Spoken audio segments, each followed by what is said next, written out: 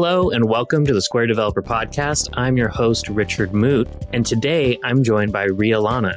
I want to thank you all for being here today. I really appreciate you taking the time. If you wouldn't mind going ahead and giving quick little intros to tell us who you all are. Hi, Richard. I'm Rhea Lana Reiner, and I'm the founder and also the current CEO. I am Erin Franklin. I am the CFO for Rhea Lana's, and I am also a franchise owner. And I'm Dave. I help Rhea Lana's with technology. Well, thank you so much. Rhea Lana, would you be so kind as tell us the story about what is Rhea Lana? Give us the story of how this all started and bring us, if possible, to where we are today. Sure. Well, we host children's consignment events. And so families bring their gently used children's things and we sell them for them. And so it started when I was a stay-at-home mom, actually in the early 90s. We had made a move from the corporate world, and Dave was doing nonprofit work. And so I was a stay-at-home mom on a really tight budget. I loved cute kids' clothes, but it was just hard to find good deals in a really high quality atmosphere. So the goal then, Richard, was not to build a business. I really was just doing this little thing for my friends. And so I invited moms to, and we did our first sale in my little living room. We moved the furniture out of the living room into our bedroom.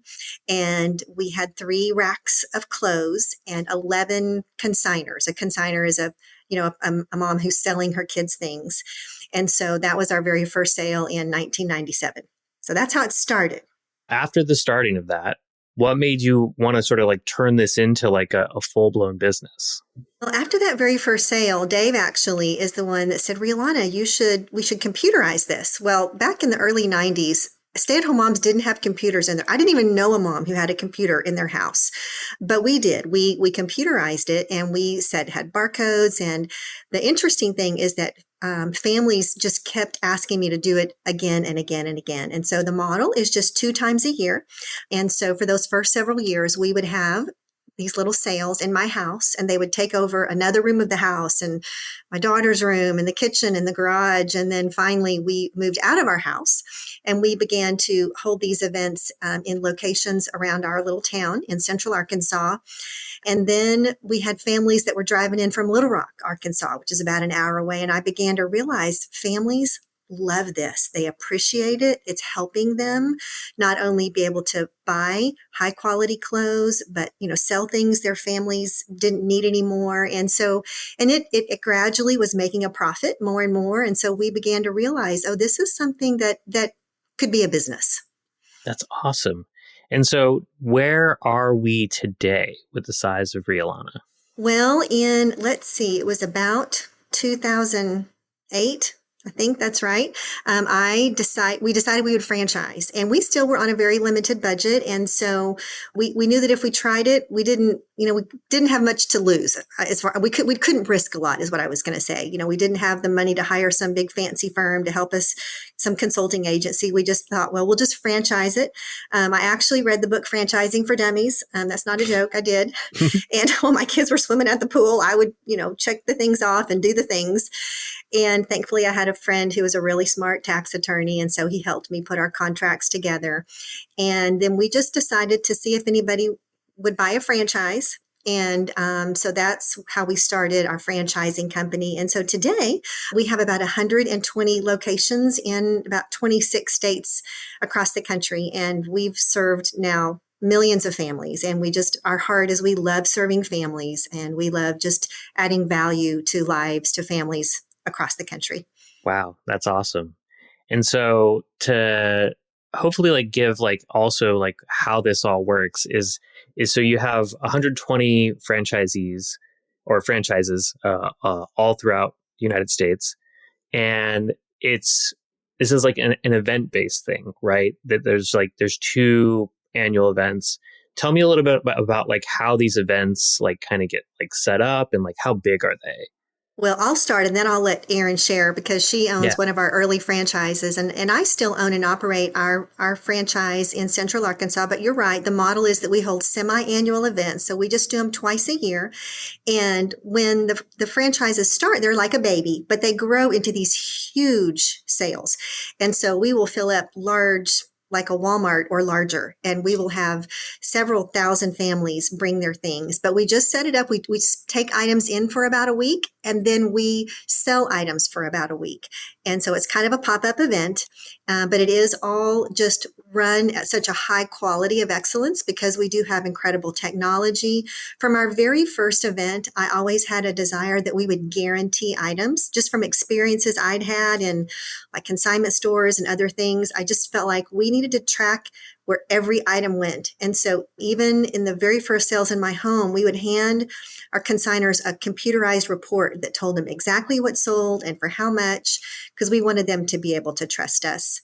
But Erin, again, was one of our early franchises. Erin, you should share about your event. Yeah, I'm in the Kansas City market. And so we didn't have Rhea Lana's until 2010. That's when there was another franchise kind of next to us that bought at about the same time. And so we, had competitors in the Kansas City market, but Rhea Lana's was just so different. We set it up more like a boutique store rather than these long rows of clothes. It was set up pretty and colorful, and we decorated, and you just kind of made it feel like a store. And it just, I don't know, it really set us apart in the market in our territory. And so you start out small. And so you see now these pictures of even my event today, but really Rhea Lana's event in Central Arkansas. You see these pictures of this massive space and all these items, but really in the beginning, you start out and you're just, you have your little 7 or 8 racks and it just grows because these families, in the beginning, I might have had 50 families that consigned with me. I have, well over 1,000 now. And so it just, these families see the value in selling these items that are in great shape, but their kids no longer use. And so it really, the model itself is just such a benefit to the community and to the shoppers. We'll have thousands and thousands of shoppers come through the door in the matter of 1 week. And so, what brick and mortar stores, tend to see in months, we see in a week. And so it just really, the event aspect of it is really just so beneficial for the community. And so doing it twice a year, you get that spring, summer event. And so you get all the swimsuits and all the tank tops. And then you do more, I do more of a back to school fall event. And so then you can kind of get that colder weather, warmer attire kind of aspect. So, yeah. So it's like, that's very interesting to sort of hear like how like, it initially starts out, as you would expect with like most businesses, whether it's a franchise or not, is that, it's going to start out a little bit smaller and, and then it grows from there. So one thing I just imagine is like, it's very important to be able to grow, like as you're growing, that you're able to scale with that growth. So I imagine that like, you might start off with only like a few point of sales and then like, as you're like having thousands of people coming through, you're like, oh my gosh, like now we need to have like so many of them. Tell me a little bit about like how it is like when these events get like really, really big. I mean, like you were sort of giving like this visual of like, filling up like an entire Walmart almost. Like what does that look like on like the event day? Yeah, I mean, for my event, I am now in an old Marshalls and Home Goods space. So it's about 55,000 square feet. And we max it out. We use every square inch. And so we went, our first event, we had one computer, one point of sale. And now we run, 15 plus point of sales and square terminals and all the things. But it is just massively full. And Rhea Lana, and I'll let her speak, but I mean, her event has gotten to the size where she's outgrown the entire expo center in her town and uses the whole outside. And so Rhea Lana, you can speak more to that. Well, Yeah. we do actually. We have we've moved outside. It's kind of a covered area, but I have a really amazing team, and they have to. We serve whether it rains or shines or snows. So that's what we do. But we also have many point of sales. Like Erin said, I think I don't know, we have about 20 now, because our goal is to give an excellent shopping experience. We don't want people to stand in line for a long time. And so we just are always thinking through what's the experience of the consignor, the families that are selling their things, and then what's the experience of the shopper. And we want it to, like Erin said, we want it to be visually beautiful, like a department store, but we want to make it easy to shop. So families have shopping carts to put all their things in. And we have this special big ticket item pickup, because not only do we sell clothes, but we sell big toys and baby gear and furniture. And so we just have this system where they can just have a little claim ticket and then they pull around the back, and we've got these strong men that load the things up. So, and again, it really is all because we have a wonderful technology that we've been able to operate at such excellence, and we're always trying to improve that. And we really have enjoyed our partnership with Square. It's made our checkout process go even faster. We've gained even more respect from our customers, and so it's just really helped us continue to just in one more area go to the next level. Yeah. I mean, one thing that just like immediately comes to mind is, given that it's a consignment, so like I'm going to guess that there's thousands, if not millions of like unique items that you're having to track across all of these different franchisees. And they're all using this like one, centralized point of sale that you've built. I guess I don't know if this is a question for you, Rhea Lana, or if it's for Dave, but what kind of was that initial inclination to like computerizing it, as you sort of put it, like at the beginning of like building out? Was it like initially just doing like inventory tracking, or was it like wanting to have just like all of this point of sale type thing in one space? Like what was that initial inclination to build that? Yeah, so we can imagine that every item is unique, it's one of a kind. And so from the beginning, we had to create sort of a customized inventory system. Even now, at a large event, you might find, 10 strollers that look identical. They're owned by 10 different consignors, but the wear and tear is different. The pricing is what every consignor wanted for the item. And so from the beginning, it had to be unique, one of a kind. And so that's really served us when scaling. It really hasn't changed. So every item, whether there's 1,000 items or 250,000 in an event, each of them are cataloged individually. Mm-hmm. And so the system, you can enter them in that way, and then you can sell them that way, coming out of the point of sale system. Yeah. And so what motivated you to like initially build this? Is it just you had a background in tech, and you knew, I can like build like the first version of this and like how this should work? Yeah, I mean, I've got a little bit of a tech background, and so at first was sort of a hobby.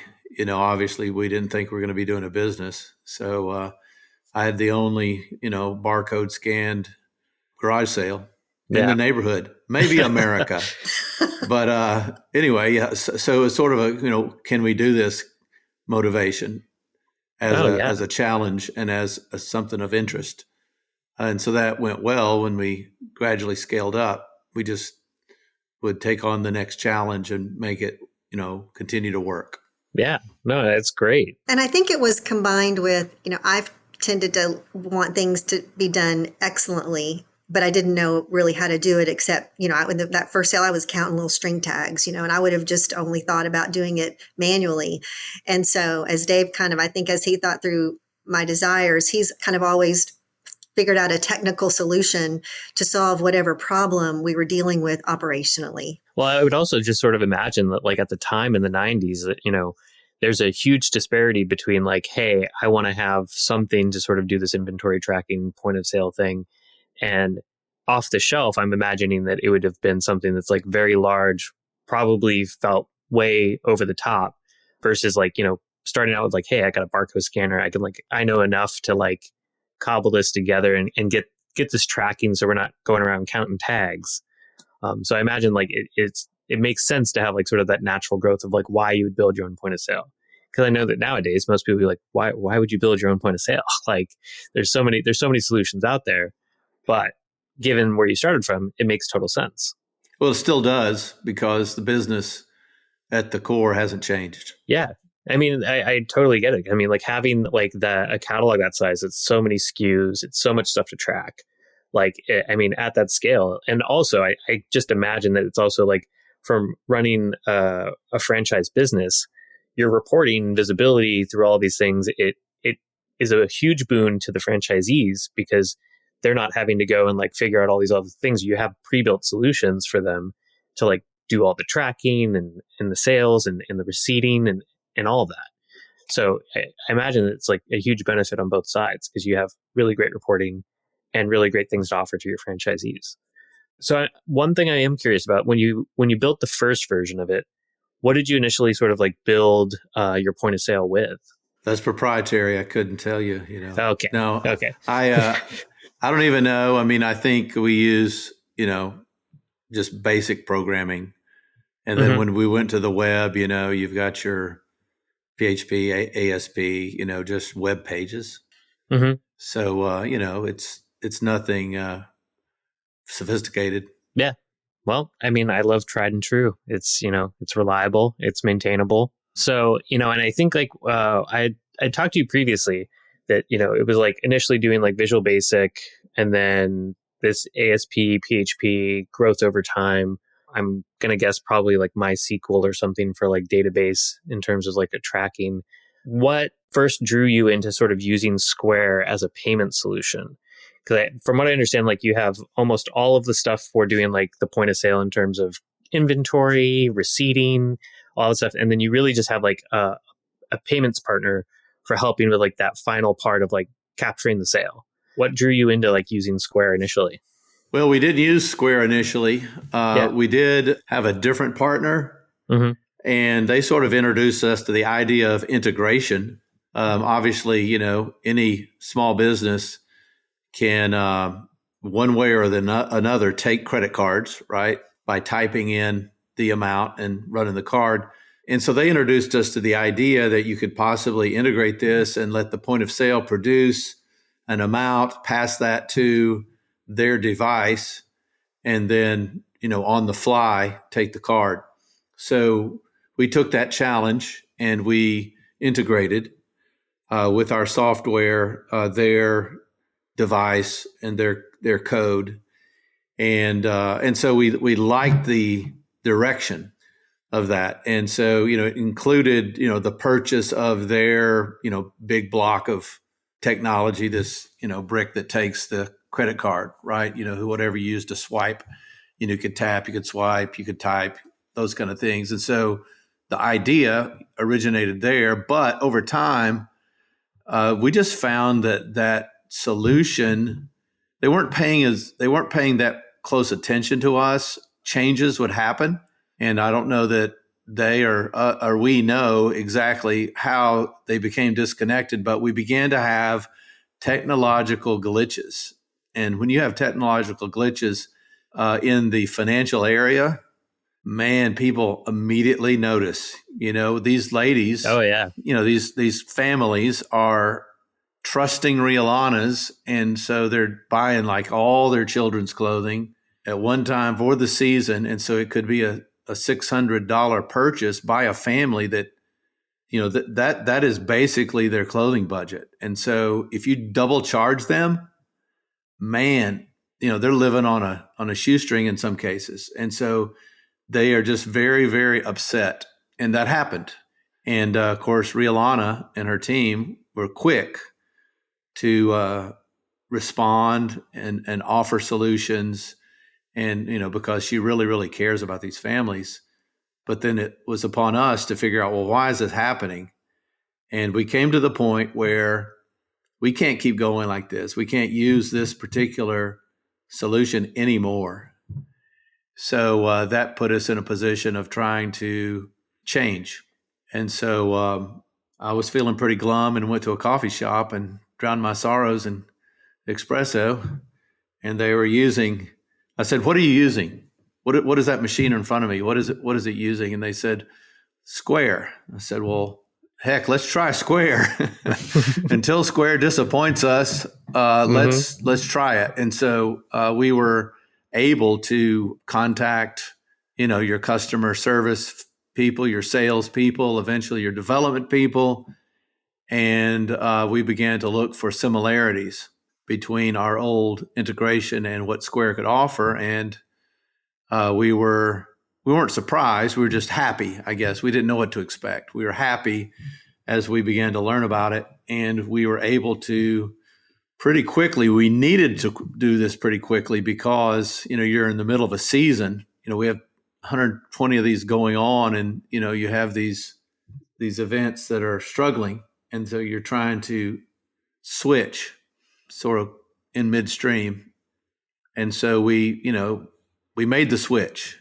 It wasn't, without, an issue here or there. But anyway, it was a great decision just to switch to Square and sort of begin to continue to offer an integrated credit card solution with our POS. No, it's great. And from what I've understood is like, it's not like all 120 franchises are necessarily using Square, but you've been sort of progressively rolling out like them using Square. I'm going to guess that like most new franchisees would be using Square. Like, tell me a little bit about like the mixture or like the relative number of folks who are actually using Square for their events. Erin, you may know that. I do. You know where we stand? Yeah. We were at 98 last week of our 120 franchises. I've personally talked to more of those franchise owners, and most of them are planning to switch this year. So it was not something that we could require because it wasn't something in the, our franchise owners' FDDs, their franchise disclosure documents. And so it says a lot about Square and how smoothly this transition has gone with Square and how quickly it happened that so many of the owners voluntarily chose to make this change and make this switch. So it's been a really smooth transition, and we do have the bulk of our owners are already on it. I love to hear it. I mean, convincing them through just better experiences is exactly what I want to hear. And so for the payment integration that you have right now, just for everyone listening, to clarify that it's using our terminal devices using Terminal API. Is that right? I believe that's right. For the main part of like how they interact with the Rhea Lana point of sale, are those just like on laptops connected on Wi-Fi at the event? And then they're just like paired with each one of the various terminals? I think I also want to touch on, because I remember there's an interesting thing that sometimes you can have two point of sales connected to like one payment terminal if they need to do that. And that's something that you can now support.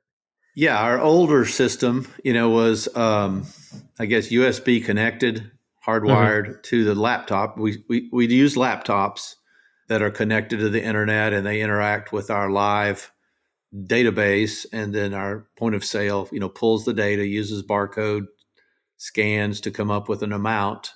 And one of the great things about the switch is that the terminal, I called it a brick or a block. The terminal, it looked like a brick. Yeah, a little the wedge. old one, but it was obscure and it was expensive.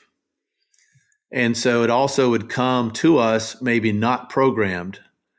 And so, when you're starting off with a new franchisee, which, you're trying to bring them up to speed on 100 things. And then that's just another huge challenge when now the terminal doesn't work. Yeah. So a great thing was that, you can go down to the store and buy a terminal that works off the shelf, a Square terminal.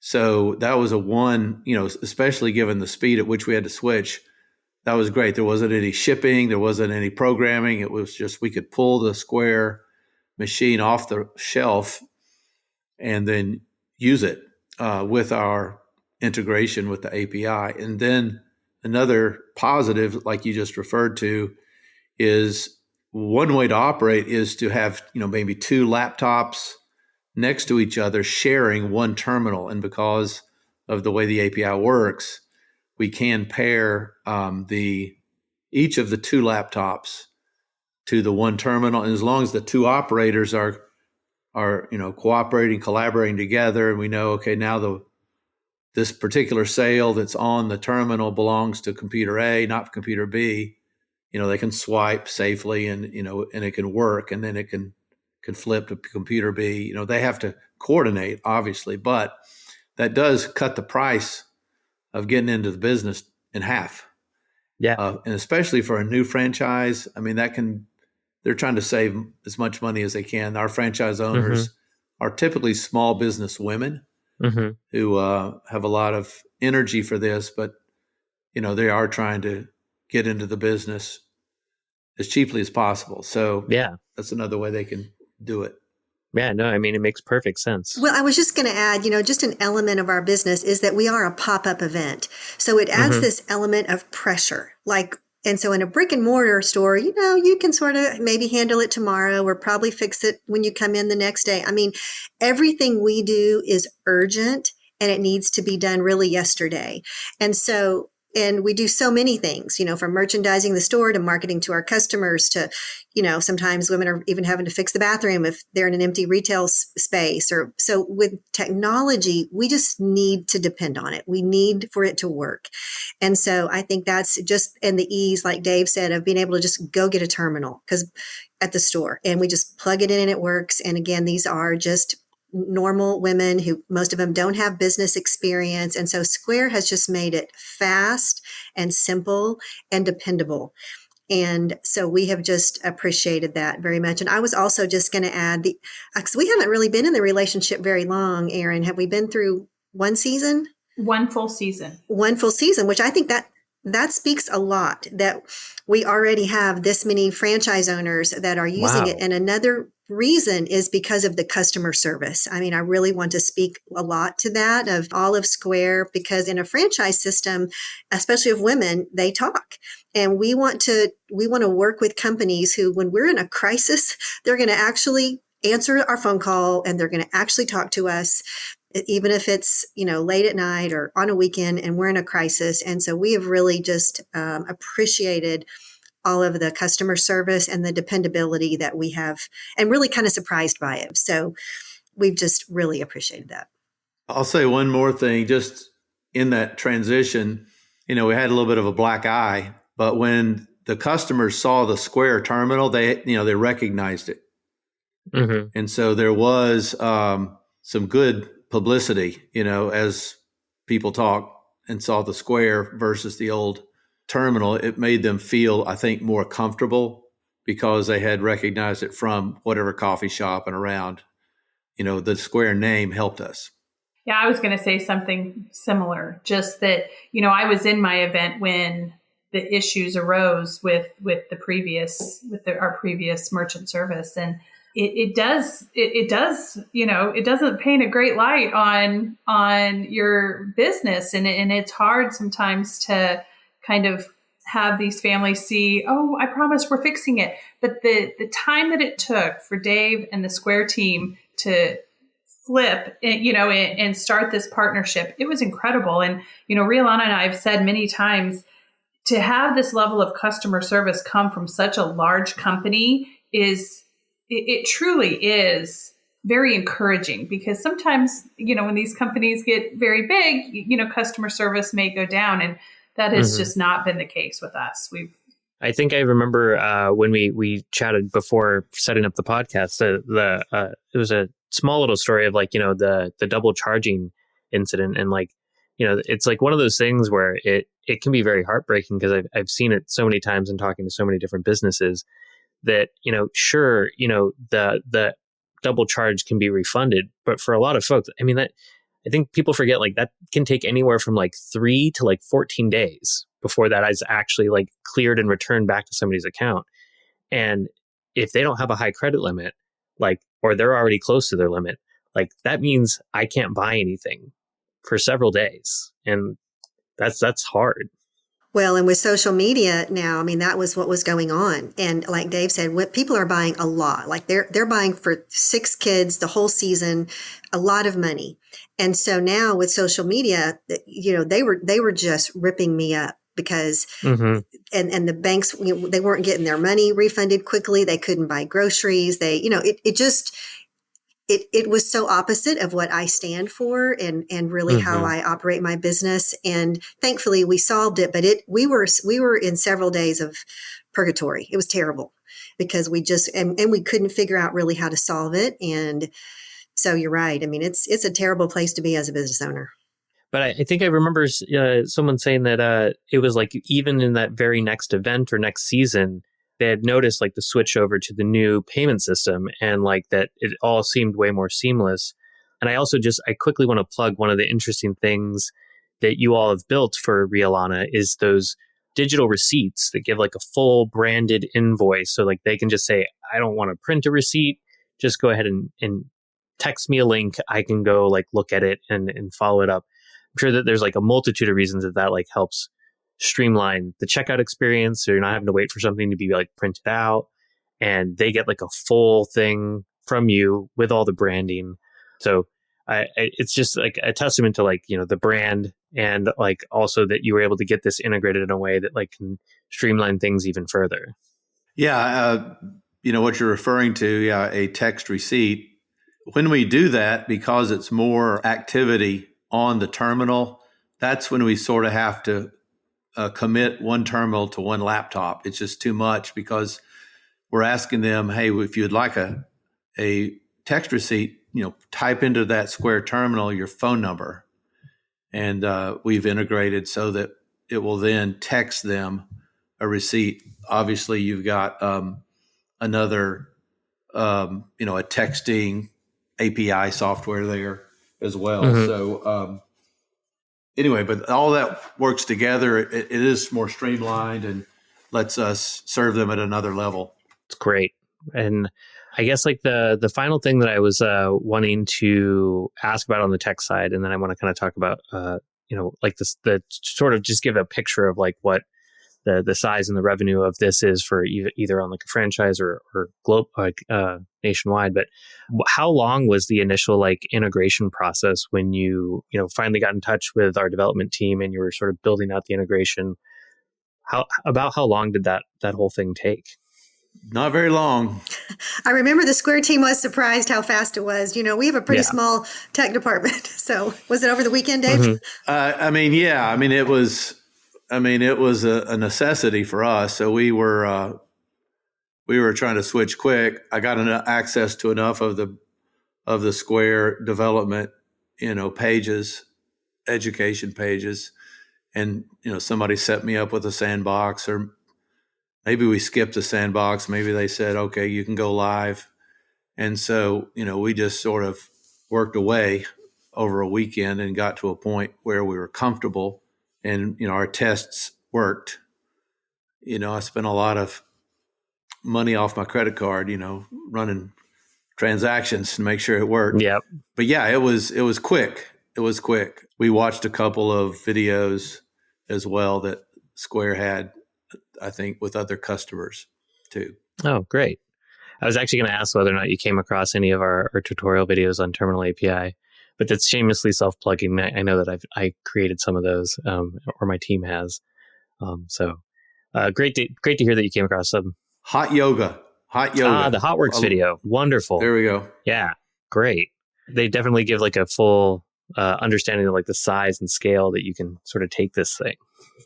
And so just to come back to like give an understanding of like the scale of Rhea Lana, like we have, the 2 events a year, the 120 locations, like, and to whatever extent that you're comfortable sort of talking about this, but like what would be like the average for like an individual franchisee or event?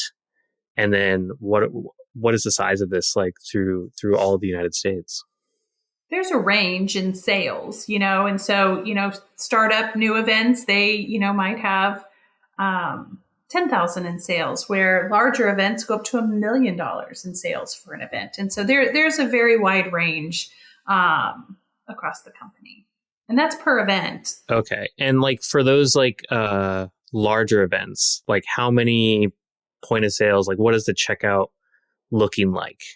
Rhea Lana, most have probably 15 to 20. Yeah, I think, we probably set up 20, but it feels like 1 or 2 are not going to work for whatever reason. Either it's the scanner or the printer or so we're always trying to leave some room there for one station not to work. But probably about 20. And we do try to use some just the way that we have our people come to shop, we do try to kind of control the crowds as well, just so that we can handle the number of people in a good flow so people don't have to wait in line a long time. Yeah. And it just reminded me, like, the thing I forgot to talk about is that, because this is an event-based thing, you all like sort of like have it's scheduled, but like people can like sort of buy tickets, and there's like different types of tickets they can buy. So like there might be like a little pre-sale that some people can opt in for versus like, like the main sale.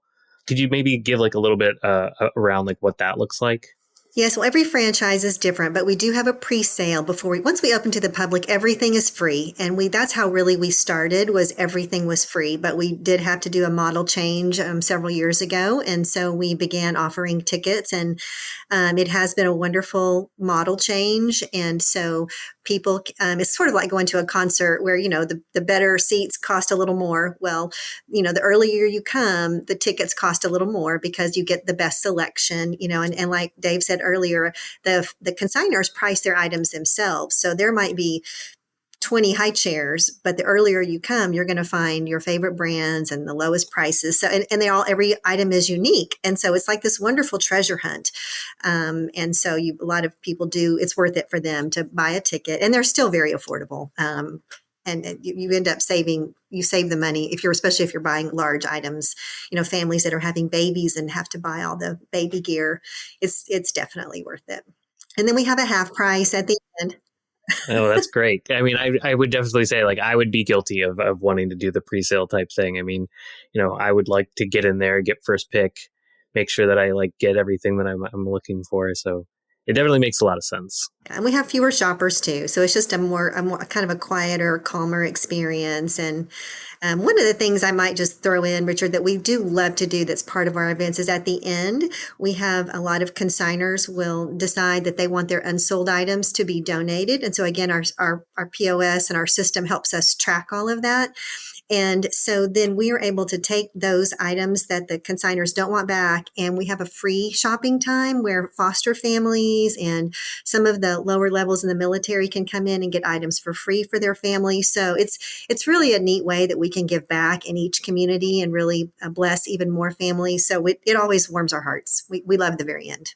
I guess like my final question I would have, because I see that we're coming close to time here. My final question would be like, so how does the pricing of items work? Is it usually the consignor is it like a partnership between them and the franchisee and sort of like figuring like how they want to price the item? Like, I'm going to guess that sometimes like people have to be like, look, you're not going to be able to sell it for this much. So I don't really want to consign it, but give it just for those who aren't familiar with like how consignment pricing might work. Tell us a little bit about how that all works.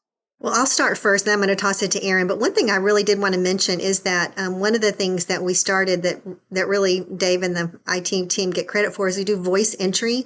And so families, consignor can just speak into their phone instead of having to type it all in. And so that is another technological advancement that we use. So it helps it go so much faster. A mom can be sitting in the carpool line, talking into her phone, entering the items into the database. So, but Erin, you could speak to the pricing. Yeah, we strive for excellence. That's Rhea Lana, mentioned that earlier. And so we do have a minimum price for items. And so that's $4. And that's just to keep quality high. We want the quality to be high. And so consignors do get to set their own prices, but we do have guidelines that we try to have them kind of land in between. And so our hope is always for items to be priced about 25 to 35% of retail. And so it just offers enough of a discount that, buying used items is a great idea for local families. And so we really try to strive for that kind of range. There have been many times when as owners, we've called a consignor and said, hey, might be a little high. And so sometimes they're willing to come down, but for the most part, they do set their own prices. So yeah, that makes a lot of sense. Cause I mean, I do know that like, at a certain point, you kind of be like, well, do we want this to like take up space here? If it's like kind of price of the thing that like no families coming around this area are going to want to buy it for that much. Like, so that makes sense. There is an option to go half. There's a half price ending. And so people will come back and shop for those half price items too. Yeah, and the consignor chooses that in the POS system. Yeah. Awesome. Well, I see that, we've used up all of our time here, and I want to thank you all so much for attending here and telling us about Rhea Lana. To anybody out there who is interested, please look up Rhea Lana, see if there's an event going on in your area. And again, I just can't thank you enough for telling us about your integration, your business, your story. If there's anything else that you wanted to sort of mention here for if anybody wanted to learn more, I don't know if you have like socials or anything that you want to mention for people to follow. Sure. We can find us at rhealana.com. And of course, we're on Facebook and Instagram and LinkedIn. And so we're pretty easy to find, but we'd love to tell you more about it. We would love to serve moms in markets all over the country. Awesome. If you've got a project with Square, we'd love to hear about it. Reach out to us on our Discord or on X at SquareDev. Don't forget to subscribe and check out developer.squareup.com for more. Keep building and catch you next time. Thanks.